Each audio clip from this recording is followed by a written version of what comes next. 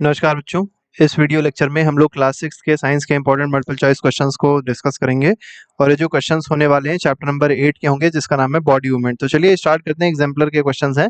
तो पहले क्वेश्चन में देखिए, पहले क्वेश्चन में क्या कहा गया। फर्स्ट क्वेश्चन में कहा गया which of the following part of our body helps us in movement. तो हम लोग को मूवमेंट में, चलने में कौन ज्यादा, ये कह सकते हैं कौन सा बॉडी पार्ट ऐसा है जो मदद करता है। तो पहला ऑप्शन दिया गया है बोन्स, दूसरा ऑप्शन दिया है स्किन, तीसरा ऑप्शन दिया है मसल्स और चौथा ऑप्शन दिया है ऑर्गन्स।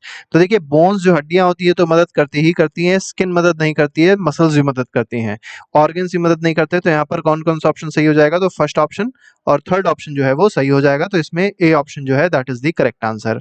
क्वेश्चन नंबर सेकंड पे आते हैं। सेकंड क्वेश्चन में कहा गया which of the following joint is immovable. अब इमूवेबल का मतलब ये है कि ऐसे जॉइंट बताने हैं जिनमें मूवमेंट पॉसिबल नहीं है, जो मूव नहीं कर सकते हैं। तो पहला ऑप्शन दिया है शोल्डर एंड आर्म, तो शोल्डर एंड आर्म तो मूव करते हैं। नी एंड जॉइंट, ये भी मूवमेंट होता है।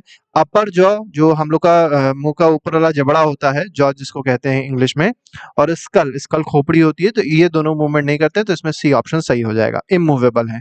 लोअर जॉ जो है मूवेबल है, अपर जॉ इमूवेबल है, तो यहाँ पर एक मूवेबल आ गया, तो इसको हम लोग यहाँ पर कंसीडर नहीं करेंगे। क्वेश्चन नंबर थर्ड पे आते हैं। थर्ड क्वेश्चन में कहा गया which of the following organism does not have both muscles and skeleton for movement. तो देखिए आपको बताना है कौन सा ऐसा ऑर्गन है जिसके पास मसल्स और स्केलेटन दोनों चीजें नहीं होती हैं मूवमेंट के लिए। तो ठीक है, डॉग के पास मसल भी होता है, स्केलेटन भी होता है। ह्यूमन बींग्स की बात करें तो मसल भी होते हैं, स्केलेटन भी होते हैं मूवमेंट के लिए। ठीक है, अर्थवॉर्म की अगर बात करेंगे तो यहाँ पर स्केलेटन नहीं होता है, लेकिन यहाँ पर मसल्स तो होते हैं। ठीक है, तो यहाँ पर सी ऑप्शन जो है वो सही हो जाएगा। इसके साथ ही साथ स्नेल की बात अगर करी जाए, ठीक है, तो स्नेल में, अब स्नेल में बच्चे कंफ्यूज होते हैं कि स्नेल होगा कि नहीं होगा। तो स्नेल में अगर आप देखेंगे तो यहाँ पर स्केलेटन नहीं होता, इसको एक्सोस्केलेटन बोलते हैं। क्या बोलते हैं? एक्सोस्केलेटन बोलते हैं। ठीक है, और मसल्स तो होती है। ठीक है, तो फिलहाल हम लोग इसमें जो आंसर लेंगे वो सबसे अप्रोप्रिएट आंसर कौन सा है? अर्थवॉर्म इसका आंसर सही होगा, स्नेल नहीं सही होगा। ठीक है, क्योंकि स्नेल के पास अगर देखा जाए तो एक्सोस्केलेटन होता है। ठीक है, लेकिन अर्थवॉर्म के पास कोई किसी तरीके का कोई स्केलेटन नहीं, केवल और केवल मसल्स है। नेक्स्ट पे आते हैं, क्वेश्चन नंबर फोर्थ को देखते हैं। फोर्थ क्वेश्चन में कहा गया under water divers wear fin like flippers on their feet. तो आप लोग ने देखा होगा जो डाइवर्स होते हैं, गोताखोर जो होते हैं, वो जब नीचे जाते हैं, मतलब सी में, ओशन में जब जाते हैं, तो क्या होता है कि वो अपने पैरों में एक फ्लिपर लगा लेते हैं, चप्पल जैसा होता है, फ्लिपर एक लगा लेते हैं। ठीक है, मछली जैसा बन जाता है उनका पैर। ठीक है, तो यही बताना ऐसा क्यों करते हैं। तो ये पहला ऑप्शन दिया है लुक लाइक अ फिश, तो ये तो बिल्कुल ही गलत है। Walk on the water surface, तो कभी भी नहीं कर सकते। Walk over the bottom of sea, तो ये भी गलत है। इसका सही आंसर क्या है? Swim easily in the water, तो आसानी से वाटर में स्विम कर सकें इसलिए ऐसा किया जाता है। नेक्स्ट में फिफ्थ क्वेश्चन में कहा गया snail moves with the help of its. अब देखिए स्नेल जो मूवमेंट करती है वो किससे करती है? स्नेल आपने देखा होगा, स्नेल का मूवमेंट किसकी वजह से होता है? तो मस्कुलर, मसल्स के फीट होते हैं, फुट होते हैं, जिसकी वजह से मूव करते हैं। शेल तो इनके ऊपर होता है, इससे मूव नहीं करेंगे। बोन्स होते नहीं है, एक्सोस्केलेटन होता है, बताया था। होल बॉडी से मूवमेंट नहीं होता है, तो यहाँ पर सही आंसर क्या हो जाएगा? सी ऑप्शन हो जाएगा। क्वेश्चन नंबर सिक्स पे आते हैं। How many muscles work together to move a bone. तो देखिए एक बोन को चलाने के लिए कितने मसल्स को एक साथ में काम करना पड़ता है, ये आपको यहाँ पर बताना है। ठीक है, तो मसल्स को बोन्स को मूव कराने के लिए कम से कम दो मसल्स को साथ में वर्क करना जरूरी है, मतलब दो मसल्स को साथ में वर्क करना जरूरी है, टुगेदर वर्क करना जरूरी है। क्वेश्चन नंबर सेवंथ पे आते हैं। सेवंथ में कहा गया name the type of joint of your hand which help you to grasp a badminton racket. तो देखिए बैडमिंटन रैकेट अगर आप पकड़ते हैं तो कौन कौन सी ऐसी जॉइंट्स हैं हैंड में जो ये हेल्प करती हैं बैडमिंटन रैकेट को पकड़ने में। ठीक है, अब देखिए यहाँ पर अगर आप देखेंगे तो हिंज जॉइंट है। कौन सी जॉइंट है? हिंज जॉइंट है। ठीक है, हिंज जॉइंट याद रखिएगा। हिंज जॉइंट जो है ये हम लोग को बैडमिंटन रैकेट पकड़ने में मदद करती है, और ये कहाँ पर है? हमारे फिंगर्स में है। ठीक है, किसमें, कौन सी जगह पे है? तो फिंगर्स में, फिंगर्स की बोन्स में है, याद रखिएगा। ठीक है, नेक्स्ट पे आते हैं। एट्थ क्वेश्चन में कहा गया how would you what would have happened if our backbone was made up of only one single bone. तो जो हम लोग की बैकबोन है, आपने देखा होगा ऐसी कुछ इस तरीके की है, तो अगर ये मान लीजिए एक ही सिंगल बोन होती तब क्या होता? तो अगर मान लीजिए एक सिंगल बोन होती तो हम लोग जो बैकबोन है उसको बिल्कुल भी ट्विस्ट ना कर पाते, हल्का से भी बेंड ना कर पाते। ठीक है, तो ये जो बेंडिंग हम लोग ऐसे करके कभी बैठ जाते हैं, कभी सीधे बैठे रहते हैं, तो जो बेंडिंग होती है ये बेंडिंग कभी भी ना हो पाती। तो अवॉइड, मतलब बेंडिंग ना हो पाती, ये इसका आंसर हो जाएगा। Bending of the backbone would have not taken place. Question number 9th में आते हैं। 9th में कहा गया provide one word answer to the statement given below. तो देखिए आपको मेनली जॉइंट बताने हैं, जो जॉइंट यहाँ पर होंगे उसके बारे में आपको बताना है। Joint which allows movement in all the directions, तो अगर हर डायरेक्शन में मूवमेंट हो रहा है तो ये कौन सा जॉइंट करता है सारे डायरेक्शंस में मूवमेंट, तो ये करता है बॉल एंड सॉकेट जॉइंट। याद रखिएगा कौन सा है, बॉल एंड सॉकेट जॉइंट होता है, ठीक है, बॉल एंड सॉकेट जॉइंट। इसके बाद अगले पे आते हैं hard structure that forms the skeleton. तो देखिए हार्ड स्ट्रक्चर होता है जो स्केलेटन बनाता है, इसको क्या कहते हैं, इसको कहते हैं बोन, ठीक है, इसको हड्डी कहते हैं, बोन कहते हैं। Part of the body with a fixed joint, तो आपको बताना है कोई ऐसी बॉडी का पार्ट जिसमें फिक्स्ड जॉइंट हो, तो जैसे अपर जॉ है, ठीक है, तो अपर जॉ हो गया फिक्स्ड जॉइंट है, ठीक है, और स्कल भी अगर देखेंगे तो इसमें भी क्या होता है, फिक्स्ड जॉइंट होता है। नेक्स्ट पे आते हैं help in the movement of body by contraction and relaxation. तो कॉन्ट्रैक्शन और रिलैक्सेशन किसका होता है जिसकी वजह से बॉडी मूवमेंट होता है, तो ये होता है मसल्स का। किसका होता है, मसल्स का होता है। Bones that join with chest bone at one end and back bone to the other end. तो देखिए ऐसी बोन आपको बतानी है जो चेस्ट बोन से जुड़ी हुई हो एक एंड से, और दूसरे एंड से कहाँ जुड़ी हो, बैक बोन पे जुड़ी हो, ये होती है रिब केज या रिब्स, ठीक है, इसको रिब्स कहेंगे। 6 में कहा गया framework of bones which give shape to our body. तो हम लोग की बॉडी को शेप कौन देता है, बोन्स का फ्रेमवर्क होता है, इसको क्या कहते हैं, स्केलेटन कहते हैं। क्या कहते हैं, स्केलेटन, कंकाल इसको कहते हैं हिंदी में। नेक्स्ट पे आते हैं bones which enclose the organs of our body that light below the abdomen. तो देखिए एब्डोमेन के नीचे अगर आप देखेंगे जो बोन्स हैं जो हम लोग के ऑर्गन्स को इंक्लोज करती हैं, इनको क्या कहते हैं, तो इनको कहते हैं पेल्विक बोन्स, ठीक है, नाम याद रखिएगा, पेल्विक बोन्स होती हैं। कौन सी बोन्स होती हैं, पेल्विक बोन्स होती हैं। इसके बाद आते हैं 8th में, देखिए 8th में कहा गया joint where our neck joins the head. तो जहां पे हम लोग की नेक जो है, जो गला है, जो हेड को ज्वाइन करता है, ये कौन सी जॉइंट होती है, तो ये जॉइंट जो है पाइवोट जॉइंट है या पाइवोटल जॉइंट है। कौन सी जॉइंट है, पाइवोटल जॉइंट है, ठीक है, pivotal joint is the correct answer, ठीक है, आपसे एमसीक्यू फॉर्म में पूछा जा सकता है। Part of the skeleton that forms the ear lobe. तो इस ईयर लोब जो बनाता है, ठीक है, ईयर लोब जो बनी होती है किसकी होती है, कार्टिलेज की होती है। किसकी होती है, कार्टिलेज की होती है। नेक्स्ट क्वेश्चन पे आते हैं। Next question, question number 10th है। 10th क्वेश्चन में कहा गया right the type of joint which is used for each of the following movement. अब देखिए आपको बताना है इस मूवमेंट के लिए, इस मूवमेंट के लिए और इस मूवमेंट के लिए कौन सी जॉइंट होगी। A cricket bowler bowls the ball. तो देखिए क्रिकेट बॉलर है, जब वो बॉलिंग करता है तो कौन सी जॉइंट उसमें इस्तेमाल होती है, कौन सी जॉइंट का इस्तेमाल होता है, तो उसकी उंगलियों में आपको पता है हिंज जॉइंट होती है, तो हिंज जॉइंट इस्तेमाल होगी। और साथ ही साथ अगर हाथ में देखेंगे तो हाथ में जो जॉइंट है वो कौन सी है, बॉल एंड सॉकेट जॉइंट है, ठीक है, बॉल में मतलब बॉल एंड सॉकेट जॉइंट हो जाएगा। तो ये दो जॉइंट हैं जो इस्तेमाल होते हैं बॉलिंग कराने में, ठीक है। तो अगर आप देखेंगे कंधे में बॉल एंड सॉकेट जॉइंट होएगा और जो उंगलियों में आ जाएगा वो कौन सा हो जाएगा, हिंज जॉइंट हो जाएगा।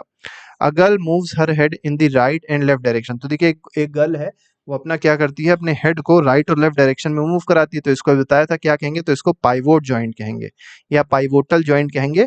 हम लोग ने देखा था नेक और जो हमारा कंधा है, नेक मतलब एक तरीके से देखा जाए कि नेक जो है हम लोग का, नेक और हेड के बीच में जो जॉइंट है वो कैसा जॉइंट है, पाइवोट जॉइंट है, वही यहाँ पर पूछा गया है। क्वेश्चन नंबर सी पे आते हैं। इसी का सी पार्ट देखिए क्या कह रहा है, person lift weight to build up his biceps. तो जब बाइसेप्स को बनाता है, वेट को लिफ्ट करता है, तो जो जॉइंट काम आती है वो कौन सी जॉइंट होती है, हिंज जॉइंट होती है। कौन सी जॉइंट होती है, हिंज जॉइंट होती है। नेक्स्ट पे आएंगे, फिर यहाँ पर मैच द कॉलम है, मैच द कॉलम में देख लेते हैं क्या क्या चीजें हैं। देखिए मूवमेंट के लिए जो जो चीजें होती हैं जिसके पास, वो यहाँ पर मैच करनी है। जैसे ह्यूमन बींग्स के पास क्या है, तो ह्यूमन बींग्स के पास मूवमेंट के लिए लेग्स दिया गया है। काऊ के पास क्या दिए गए हैं, तो काऊ के पास लिम्स होते हैं। क्या होते हैं, काऊ के लिम्स होते हैं। स्नेक के पास क्या होता है, स्नेक का देखिए बहुत इंपॉर्टेंट है, स्नेक में पूरी पूरी बॉडी है एक तरीके से मूवमेंट के लिए, तो यहाँ पर फोर्थ आ जाएगा। ईगल के पास, ईगल एक चिड़िया है, उसके पास विंग्स होते हैं। और फिश के पास क्या होते हैं, फिन्स होते हैं। तो इस तरीके से हम लोग इसको मैच द कॉलम कर सकते हैं। नेक्स्ट क्वेश्चन पे आते हैं, क्वेश्चन नंबर 12 देखेंगे। Right the type of movement seen in each animal. तो देखिए हर एक एनिमल में जो जिस तरीके का मूवमेंट देखने को मिलता है वो आपको यहाँ पर बताना है। जैसे डक में अगर आप देखेंगे तो डक क्या करता है, तो डक चल भी लेता है, वॉकिंग भी डक करता है। इसी तरीके से डक जो है वो उड़ भी लेगा, तो फ्लाइंग भी कर सकता है डक, ठीक है। कंगारू की बात करें तो कंगारू आपने देखा होगा जंप करता है, तो यहाँ पर जंपिंग आ जाएगा, ठीक है।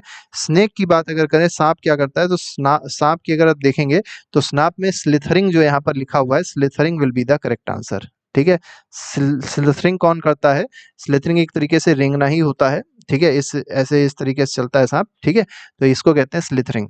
ह्यूमन बींग्स क्या करते हैं, तो ह्यूमन बींग्स हर ज़्यादातर चीज़ें कर सकते हैं, जैसे ह्यूमन बींग्स वॉकिंग कर सकते हैं, ठीक है, वॉकिंग भी कर सकते हैं, रनिंग भी कर सकते हैं, जंपिंग भी अगर देखा जाए तो ह्यूमन बींग्स के द्वारा करी जा सकती है, ठीक है, और अगर देखेंगे तो क्रॉल भी कर सकते हैं हम लोग, ठीक है, तो क्रॉलिंग भी कर सकते हैं, तो ऐसे-ऐसे बहुत सारे एक्टिविटीज़ हम लोग परफॉर्म कर सकते हैं।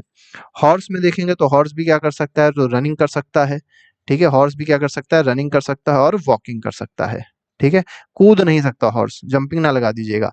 स्नेल क्या करता है, स्नेल के बारे में याद रखिएगा, तो स्नेल क्रीप करता है, ठीक है, क्रीपिंग करता है, बहुत धीमे-धीमे एक तरीके से चलता है। और दूसरा आप देखेंगे तो दूसरा क्या हो जाएगा, क्रॉलिंग हो जाएगा, क्रॉल भी करता है, रेंगता है, ठीक है, क्रॉलिंग हो जाएगा। फिश में अगर आप देखेंगे फिश क्या करती है, तो स्विम करती है, तो यहाँ पर स्विमिंग आ जाएगा, फिश का स्विमिंग हो जाएगा। कॉकरोच का अगर देखा जाए तो कॉकरोच क्या करता है, तो कॉकरोच अगर देखेंगे तो वॉकिंग पैर होते हैं तो वॉकिंग करता है, रनिंग भी कर सकता है, और मेन जो इसका फंक्शन है कॉकरोच का वो क्या करता है, फ्लाई भी करता है, तो फ्लाइंग भी आ जाएगा। कॉकरोच के पर भी होते हैं, याद रखिएगा।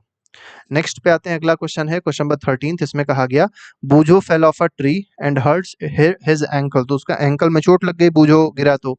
On the examination by doctor confirm that ankle was fractured, जब वो डॉक्टर पास गया तो डॉक्टर ने बताया उसका जो एंकल की हड्डी है वो टूट गई है, फ्रैक्चर हो गया। हाउ वाज इट डिटेक्टेड, तो कैसे पता चला होगा, तो आपको जान पता होगा, एक्सरे नाम की एक टेक्निक होती है जिससे हम लोग हड्डियों का फ्रैक्चर चेक करते हैं, ठीक है, तो x-ray will be the correct answer, x-ray से डिटेक्ट होगा। Bones are hard structure and cannot be bent, but we can still bend our knee, etc. How is this possible? तो देखिए बोन्स जो है उसको बेंड तो नहीं कर सकते, लेकिन फिर भी अगर आप कोहनी को देखें, नी को देखें, तो इसको बेंड कर सकते हैं। तो ऐसा क्यों होता है, तो हम लोग के इसमें क्या है, जॉइंट्स हैं, ठीक है, तो अलग अलग तरीके के जॉइंट्स इसमें प्रेजेंट हैं, जिसकी वजह से हम लोग इसको मोड़ सकते हैं। तो यहाँ पर जो आंसर आएगा मेनली क्या आएगा, joints, because of the presence of joints in this, मतलब इन दीज, ये कह सकते हैं कि जो भी हमारे पास स्ट्रक्चर्स हैं उसमें बात हो रही है कि इन बोन्स पे जॉइंट्स होते हैं, ठीक है, बोन्स में कहें या जो कनेक्शन होता है वहां पर जॉइंट्स होते हैं। Which type of movement would have been possible if our elbow had a fixed joint, अब देखिए अगर एल्बो के पास फिक्स्ड जॉइंट होता तो आपको पता है फिक्स्ड जॉइंट का मतलब सीधा रहेगा, उसमें कोई भी मूवमेंट नहीं होगा, ठीक है, जैसे आपको ऐसे समझ सकते हैं, ऐसे मान लीजिए जैसे उंगली में आप देखेंगे, जैसे मान लीजिए कोई उंगली है तो आपने देखा होगा इसमें कई जॉइंट्स होते हैं, तो इसीलिए उंगली को मोड़ सकते हैं। अगर मान लीजिए कोई जॉइंट ना होता, सीधी होती बिल्कुल, तो क्या उंगली को मोड़ पाते, तो मोड़ ना पाते, स्ट्रेट रहती। तो ये है कि अगर फिक्स्ड जॉइंट होता है तो क्या होता है, मूवमेंट नहीं हो पाता है, वो हमेशा चीज स्ट्रेट रहेगी, जो एल्बो है वो हमेशा स्ट्रेट रहेगा। We have a ball and socket joint between our neck and head, तो नेक और हेड के बीच में जो जॉइंट होता, अगर वो बॉल एंड सॉकेट जॉइंट होता तो हम लोग 360 डिग्री तक अपने हेड को घुमा लेते, मतलब पूरा एक तरीके से कह सकते हैं पूरा घूम जाता है हमारी खोपड़ी, लेकिन ऐसा तो होता नहीं है। नेक्स्ट में आते हैं, earthworms are known as farmers friend, तो अर्थवॉर्म्स को फार्मर्स फ्रेंड क्यों बोलते हैं, तो देखिए इसके पीछे रीजन बहुत सिंपल सा है, और रीजन क्या है कि जो अर्थवॉर्म होते हैं वो क्या करते हैं, क्वालिटी जो होती है सॉइल की, क्वालिटी ऑफ सॉइल हो गया, टेक्सचर ऑफ सॉइल हो गया, इसको इम्प्रूव करने में मदद करते हैं, ठीक है, और सबसे इंपॉर्टेंट बात यह है कि ये जो अर्थवॉर्म्स होते हैं क्या करते हैं, मिट्टी में छेद करते हैं छोटे छोटे, ठीक है, बरोइंग ऑफ सॉइल कह सकते हैं, बरो, याद रखिएगा, बोरोइंग ऑफ सॉइल याद रखिएगा इस टर्म को, ये लोग क्या करते हैं, बोरोइंग ऑफ सॉइल करते हैं, मिट्टी में छोटे छोटे छेद करते हैं।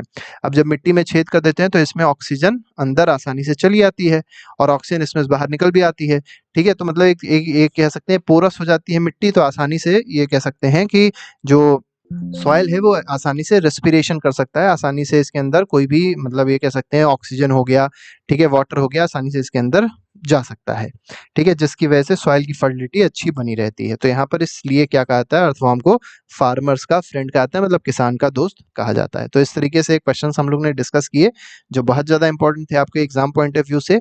अभी के लिए फिलहाल इतना ही रखते हैं, इसके अलावा और भी बहुत सारे एमसीक्यूज हैं, बहुत सारे क्वेश्चन हैं जो प्लेलिस्ट में लगा दिए गए, प्लेलिस्ट में आप जाके देख सकते हैं और अपने चैप्टर को अच्छे से रिवाइज कर सकते हैं। तो आज के लिए फिलहाल इतना ही, thank you very much, good bye, जय हिंद।